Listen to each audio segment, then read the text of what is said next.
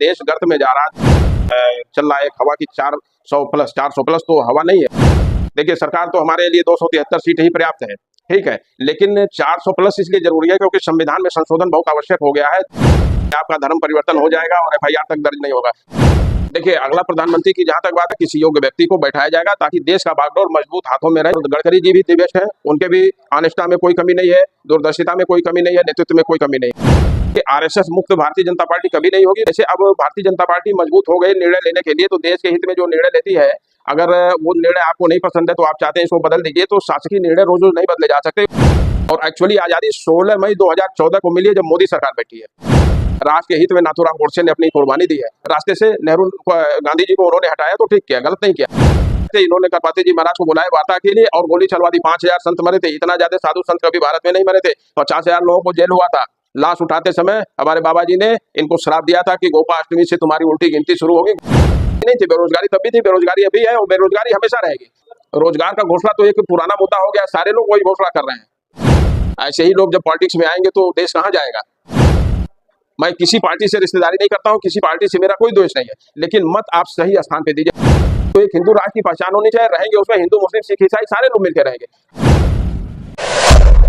नमस्कार, मैं हूं पवन कुमार चौधरी और आप देख रहे हैं स्टार ब्लू न्यूज। चैनल पर पहली बार आए तो चैनल को अभी सब्सक्राइब करें, वीडियो को लाइक करें और अधिक से अधिक शेयर करें। लोकसभा चुनाव 2024 अंतर्गत उत्तर प्रदेश में राजनीतिक हालात क्या है, किस गठबंधन की क्या स्थितियां हैं, इन सभी मुद्दों पर बातचीत करने के लिए हमारे साथ मौजूद हैं जितेंद्र कुमार ओझा जी। सबसे पहले जितेंद्र जी, आप अपना हमारे दर्शकों को अपना परिचय दें और उत्तर प्रदेश में आप राजनीति से जो आपका जुड़ाव है और राजनीति में जिस तरह से आपकी सक्रियता एक लंबे अरसे से रही है, तो इस लिहाज से उत्तर प्रदेश की राजनीति को आप किस तरह से देखते हैं जी? देखिए मेरा नाम जितेंद्र कुमार ओझा है। मैं भारतीय जनता पार्टी का प्रदेश का संयोजक हूँ, कार्यकर्ता सहायता प्रकोष्ठ इस समय देख रहा हूँ और मनरेगा का राष्ट्रीय अध्यक्ष हूँ और आंगनबाड़ी विभाग का भी मैं राष्ट्रीय अध्यक्ष हूँ। ये बातें सर्वविदित है। और आचार शिक्षक मदरसा निदेशकों का भी मैं ही मुखिया हूँ, जिनका आंदोलन मेरे ही द्वारा चलाया जाता है और सरकार से निर्णय भी दिलाया जाता है। राजनीतिक गलियारे में जहाँ तक आपने हलचल की बात की, और मैं आपको बताना चाहता हूँ स्पष्ट रूप से भारतीय जनता पार्टी बहुमत से सरकार बनाने जा रही है। इसमें कोई अतिशयोक्ति नहीं है क्योंकि कार्य के आधार पे सरकार बन रही है। रह गई बात राजनीति की, मेरा अभी तक राजनीतिकरण नहीं हुआ। मैं ठप्पा जरूर लगा हुआ भारतीय जनता पार्टी का, मैं वरिष्ठ पदाधिकारी हूँ। मैं कल्याण सिंह जी के साथ रहता था। केशरीनाथ त्रिपाठी जी जो विधानसभा अध्यक्ष यूपी के थे और राज्यपाल पश्चिम बंगाल के थे, और कलराज मिश्रा, ये हमारी जोड़ी थी, बड़ी जुगुल जोड़ी हम लोगों की थी।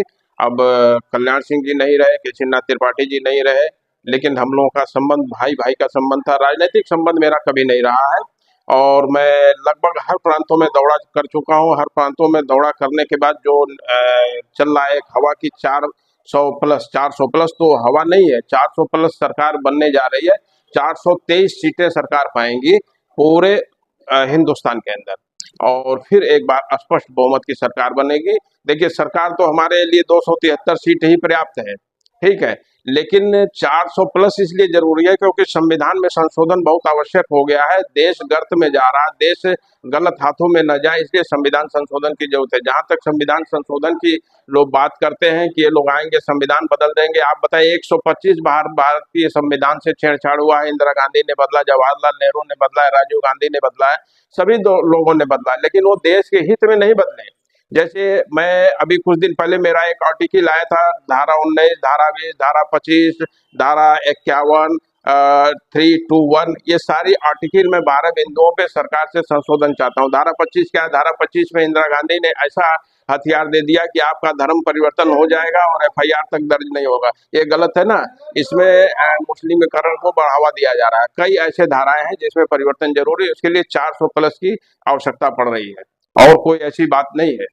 जी ओझा जी, आपका जो राजनीतिक सफर रहा है, आपने उत्तर प्रदेश के पूर्व मुख्यमंत्री कल्याण सिंह के साथ काम किया है और भाजपा के वरिष्ठ नेता कलराज मिश्र के साथ भी जिस तरह से आपका एक राजनीतिक संबंध रहा है, तो इतने लंबे राजनीतिक अनुभवों के आधार पर आपसे मैं एक प्रश्न करना चाह रहा हूं कि उत्तर प्रदेश में राहुल गांधी और समाजवादी पार्टी के मुखिया अखिलेश प्रसाद यादव है, दो युवा चेहरा है, और उसके सामने अगर देखा जाए भारतीय जनता पार्टी की ओर से तो मोदी जी के नाम पे लड़ा जाए या योगी जी के नाम पे लड़ा जाए, तो दो युवाओं के सामने भारतीय जनता पार्टी का ये दोनों जो शीर्ष नेतृत्व है वो अपने आप को कहां देखती है? क्या दो युवाओं के साथ ये दो सीनियर नेता किस तरह से उत्तर प्रदेश में लड़ाई को मजबूती दे रहे हैं? देखिए, इस पे मैं कहना चाहता हूँ, अभी कुछ दिन पहले इस पे भी मेरा एक आर्टिकल आया हुआ है, आप लोग सर्च करेंगे तो देगा। जहां तक राहुल गांधी का सवाल है, आपको 2008 की घटना आपने देखा, चाइना में राहुल गांधी जी संशोधन करने जा रहे थे, कुछ समझौता कराने जा रहे थे। वो समझौता क्या था? वो समझौता था आपके देश पे नियंत्रण चाइना का होगा, भले आप पीएम के रूप में बैठे रहेंगे। तो देश की जनता समझ रही है, सोशल मीडिया पे दुष्प्रचार किया जा रहा है। जहां तक सीनियर और युवा नेता की बात है, तो हर आदमी जानता है ओल्ड इज गोल्ड, पुराना सोने का महत्व है। तो मोदी जी अगर पुराना सोना है तो देश उनकी कीमत जान रही है, इसीलिए 400 प्लस सफलता की तरफ बढ़ रही है। एक तरफ मोदी जी ने एक रूल लाया था 75 साल में सेवानिवृत्ति की, और अब वो 75 साल के होने जा रहे हैं। तो क्या लगता है कि जब 75 साल के एज के हो जाएंगे मोदी जी, उनको भी रिटायरमेंट दी जा सकती है? तो इसको लेकर जो विरोधाभास है, एक तरफ मोदी जी के नाम पे चुनाव लड़ा जा रहा है और दूसरी तरफ मोदी जी का खुद का बनाया नियम कि 75 साल में रिटायरमेंट, भारतीय जनता पार्टी में जो रिटायरमेंट का उन्होंने सिलसिला शुरू किया है, तो उस आधार पर ये दो जो विरोधाभास की स्थिति है उसको किस तरह से हैंडल करेगी भारतीय जनता पार्टी? देखिए, अभी 75 साल के हुए नहीं, अभी 75 साल में कुछ दिन कम है, लगभग मेरे ख्याल से 2 साल अभी एज कम है, और तब तक सरकार चलेगी। उसके बाद देखा जाएगा, किसी योग्य व्यक्ति को बैठाया जाएगा ताकि देश का बागडोर मजबूत हाथों में रहे। ये मोदी जी का लक्ष्य है, यह देश का बागडोर मजबूत हाथों में रहे। आप देखिए उन्होंने कितना त्याग किया। लोग कहते हैं बीबी को छोड़ दिया, ऐसा नहीं है। दोनों लोगों का एक आपसी समझौता है देश के हित में। हम संतान उत्पत्ति करेंगे तो मोह माया में रहेंगे, इसलिए हमने संतान पैदा नहीं किया। उनका मोदी जी का ये मानना वाइफ हस्बैंड का, तो दुष्प्रचार किया जा रहा है मीडिया पे। वो संतान इसीलिए उत्पत्ति नहीं किए कि हम देश के प्रति दोनों लोग वफादार रहेंगे। वो शिक्षिका की भूमिका में बच्चों को शिक्षा देती हैं और ये देश चलाते हैं। तो उनके त्याग को देखिए ना। सोशल मीडिया पे आजकल केवल दुष्प्रचार किया जा रहा है। आज 300 साल से कांग्रेस क्यों नहीं आई यूपी में? इसलिए कि सब कुछ देखा जा चुका है।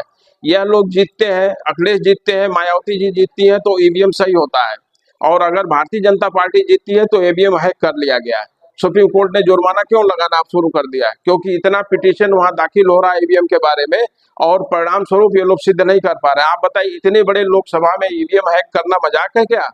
चुनाव आयोग किसी का वो रखेल है? ईवीएम हैक हो जाएगा, ऐसा कुछ नहीं है। आपने कहा कि जब मोदी जी 75 साल के हो जाएंगे उस दरमियान कोई परिवर्तन लाया जा सकता है, किसी योग्य व्यक्ति को प्रधानमंत्री बनाया जा सकता है।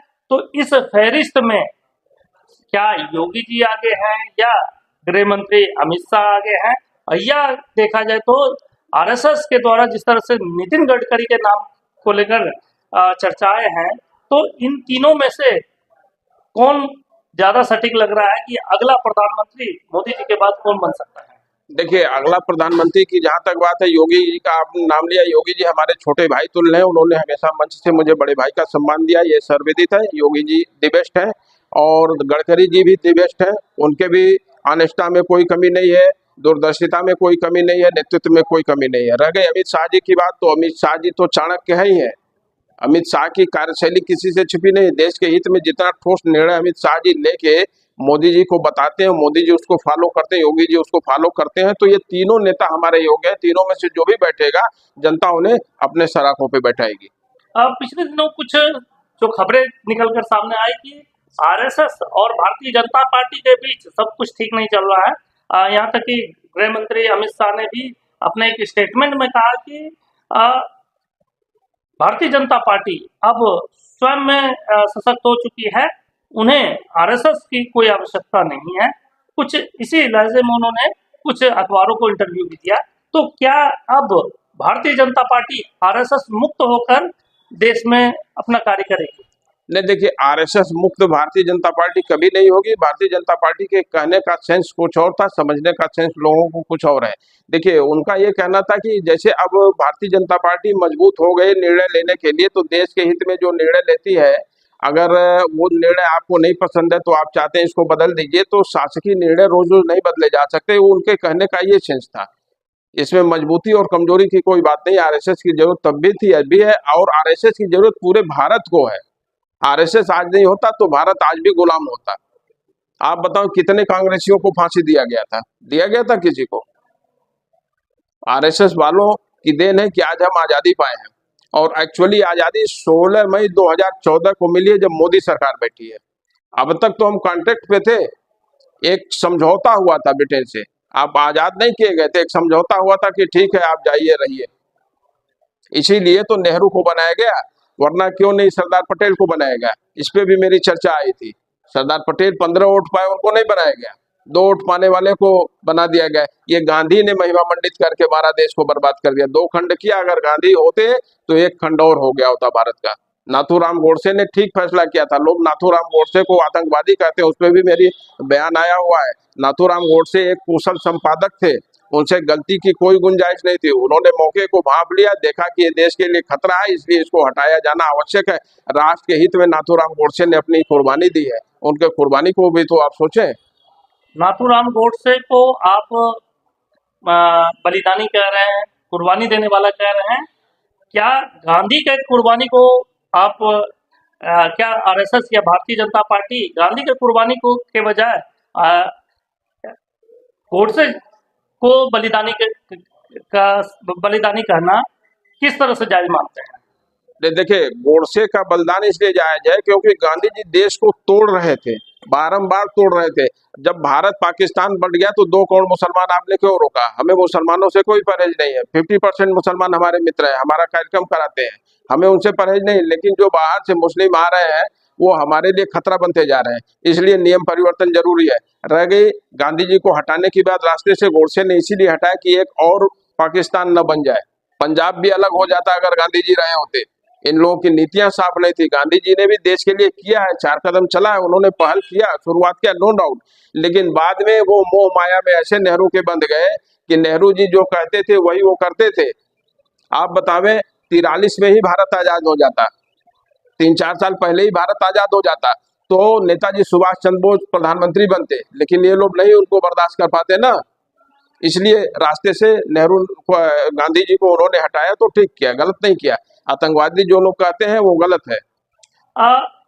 अब हमारा सवाल फिर से राजनीति की तरफ आता है, जो लोकसभा चुनाव से जुड़ा हुआ, उसके ऊपर हम चलते हैं। ओवरऑल उत्तर प्रदेश के परिदृश्य में क्या देखते हैं? उत्तर प्रदेश की 80 लोकसभा सीटों में भारतीय जनता पार्टी कितने सीटों पर रहेगी? देखिए, 80 में भारतीय जनता पार्टी मेरे ख्याल से 65 से 70 सीटें पाने जा रही है, बहुत आराम से, कोई दिक्कत नहीं है, कोई मशक्कत किसी सीट पे नहीं है। रह गई, लोग कह रहे हैं अखिलेश जी सीट ज्यादा पाएंगे, ऐसा कुछ नहीं है। अखिलेश जी का कर्म सबको मालूम है। बाहर आप जनेऊ पहनते हैं और अंदर आके आप जनेऊ उतार देते हैं, क्या मतलब है? आप राम का विरोध करते हैं और मलाई खाने मुख्तार अंसारी के घर जाते हैं उनके मरने पे। आप राम मंदिर नहीं गए, क्यों नहीं गए भाई? आप मानव नहीं है? ये धरा ही राम का है, ये धरा ही राम का है, आप क्यों नहीं गए? जहां राम नहीं वहां हमारा कोई मतलब नहीं है। 2014 से पहले मोदी जी ने चुनाव प्रचार किया, अपना घोषणा पत्र जारी किया। उन्होंने 2 करोड़ सालाना नौकरी की बात की थी, लेकिन 2024 आते आते रोजगार के मुद्दे से कहीं भटक कर राम मंदिर के मुद्दे पे आ गए।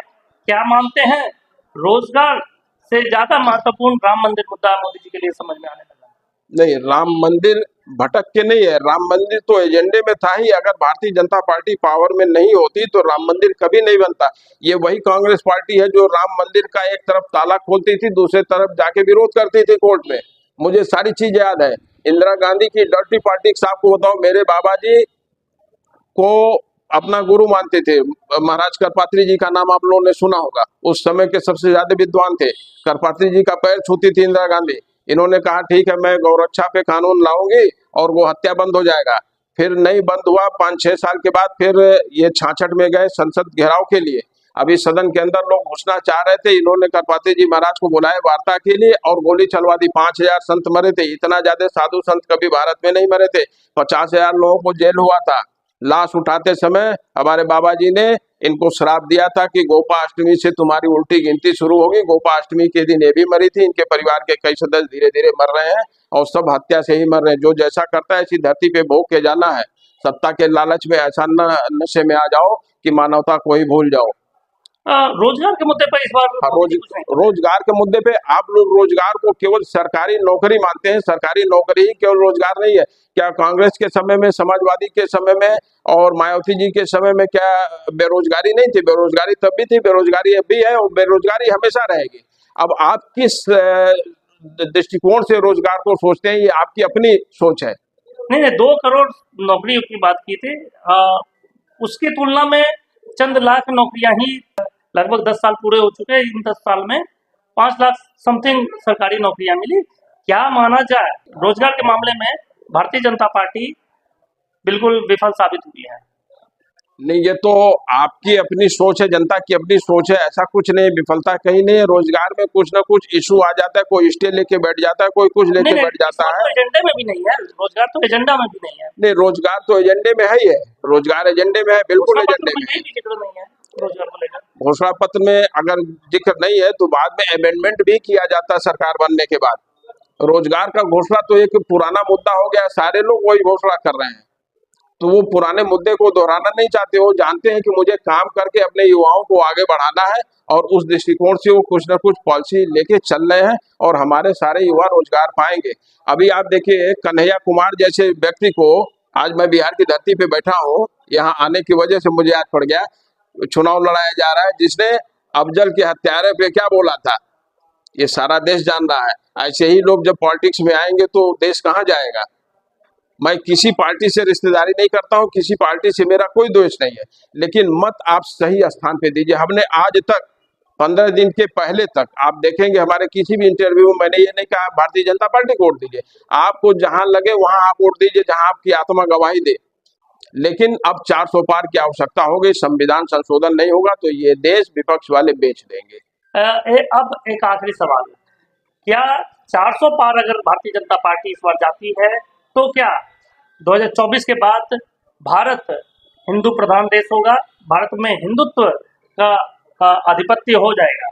उसपे नहीं, आधिपत्य नहीं होगा, उसमें भी मेरा बयान है। तब भी सारी जातियां मिलकर रहेंगी, लेकिन एक हमारी पहचान होनी चाहिए ना। जैसे अरब कंट्रियों की पहचान है अरबी मुसलमान, मुस्लिम कंट्री। रसा का पहचान है रशियन कंट्री, अमेरिका का पहचान है, फ्रांस का पहचान है फ्रेंच कंट्री। वैसे हिंदुस्तान का क्या पहचान है? हमारा तो कोई पहचान ही नहीं रह गया है। तो एक हिंदू कंट्री के रूप में पहचान होनी चाहिए। जैसे देखिए, अभी बगल का हमारा पड़ोसी मुल्क नेपाल हिंदू राष्ट्र था, लेकिन उसको तोड़ दिया गया।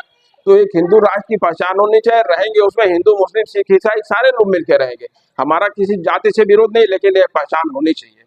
बहुत बहुत धन्यवाद। ये थे उत्तर प्रदेश भारतीय जनता पार्टी से जुड़े जितेंद्र कुमार ओझा जी, जिन्होंने स्पष्ट कहा कि इस बार 2024 लोकसभा चुनाव में भारतीय जनता पार्टी पूर्ण बहुमत के साथ 400 पार का जो नारा है, उस नारे के आधार पर 400 से अधिक सीटें लेकर आएंगे और भारत में संविधान में जो अमेंडमेंट लाना है वो भी लाया जाएगा। हिंदुत्व की जो बात कही जा रही है, सभी धर्मों का सम्मान करते हुए भारत में हिंदू धर्म की जो नींव परिकल्पना की गई थी, उस परिकल्पना को कहीं ना कहीं संजोने का काम मोदी जी करेंगे और विपक्ष पूरी तरह से धराशायी होगा।